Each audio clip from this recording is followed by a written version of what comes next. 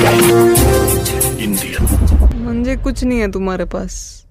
Idea है, business idea. अगर आप हिंदी फिल्मों के शौकीन हैं तो आपके लिए फ्राइडे का दिन बहुत ही इंतज़ार वाला रहता है, क्योंकि इस दिन हिंदी फिल्में रिलीज़ होती हैं। कई बार लोगों को इस दिन का बेसब्री से इंतज़ार रहता है कि अब उनके किसी फेवरेट एक्टर की फिल्में रिलीज़ होती हैं। जी हाँ, कल 12 जुलाई फ्राइडे को दो फिल्में रिलीज़ हुई थी।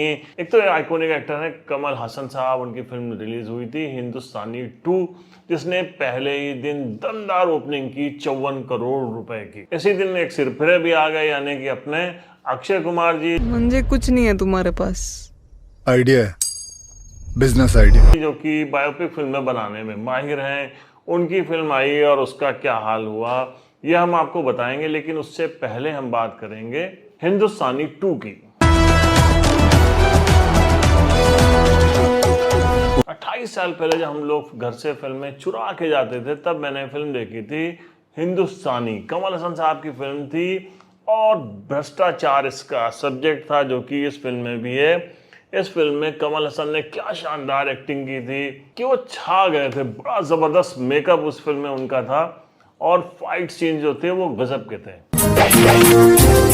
इंडियन लंबा इंतजार कराया कमल हसन साहब ने और इस बार फिर वो प्रकट हो गए हैं, लेकिन इस बार सीधे वो नहीं आए हैं। फिल्म का एक मशहूर डायलॉग है, हिंदुस्तानी नेम सेनापति, फ्रीडम फाइटर। वियतनाम में रहता है वो सेनापति, वहां से सीधे आता है जब भ्रष्टाचार के खिलाफ जंग छिड़ी होती है। फिल्म का हीरो सिद्धार्थ फिल्म में जंग छिड़े होता है भ्रष्टाचार के खिलाफ, तो उस जंग को आगे बढ़ाने के लिए, फाइनलाइज करने के लिए एंट्री होती है कमल हसन की एक सेनापति के रूप में, और उसके बाद वो भ्रष्टाचार के खिलाफ लड़ाई लड़ते हैं। मतलब कितनी उम्मीदें थी, इतना अच्छा सब्जेक्ट था, इस सोच के दर्शक पहुंचे थे कि इस फिल्म में वो बहुत एंजॉय करने वाले हैं। लेकिन बहुत से दर्शक जो थे वो सिनेमा घरों से आधे टाइम में तो गायब हो चुके थे, अपनी सीट छोड़ के चले गए थे। जो थे भी वो एसी का मजा ले रहे थे, लेकिन फिल्म इतनी उबाऊ थी कि उनको नींद भी नहीं आ रही। बेसिर पैर की फिल्म है, फिल्म कहीं से को रिलेट नहीं करती है, पिक्चराइजेशन बहुत ही घटिया है, एक्शन सीन बहुत ही बकवास है। किसी को उम्मीद नहीं थी कि कमल हसन सर की फिल्म इतनी घटिया साबित होगी।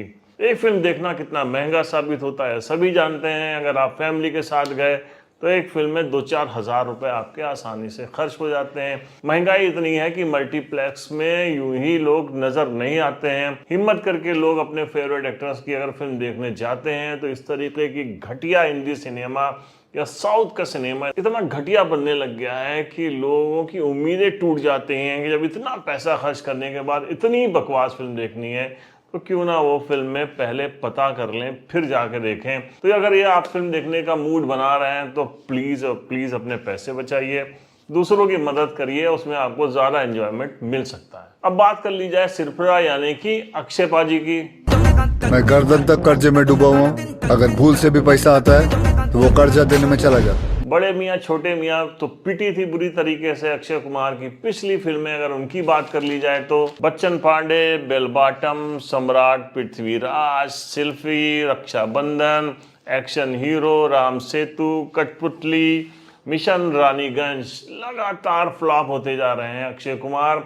उनकी फिल्में, एक वक्त था उनकी फिल्में 3-3, 4-4 फिल्में एक साल में आती थी और दर्शक खूब एंजॉय करते थे उनकी फिल्में। कॉमेडी फिल्म्स होती थी ज़्यादातर, लेकिन अब वो टाइप्ड हो गए, कॉमेडी फिल्में बन नहीं रही। बायोपिक जो बना रहे हैं उसमें लगातार उनकी फिल्में फ्लॉप हो रही हैं। तमिल फिल्म सुरेरु पोटू का ये रीमेक है। फिल्म में अक्षय कुमार कैप्टन गोपीनाथ की भूमिका में है। देश की सस्ती टिकटों वाली पहली एयरलाइंस एयर डेक्कन को लाने वाले भारतीय सेना के पूर्व कैप्टन गोपीनाथ की जिद की एक कहानी है। अक्षय कुमार को, फिल्म मेकर्स को इस फिल्म से बड़ी उम्मीदें थी, लेकिन ये फिल्म भी पूरी तरीके से फ्लॉप साबित हो रही है।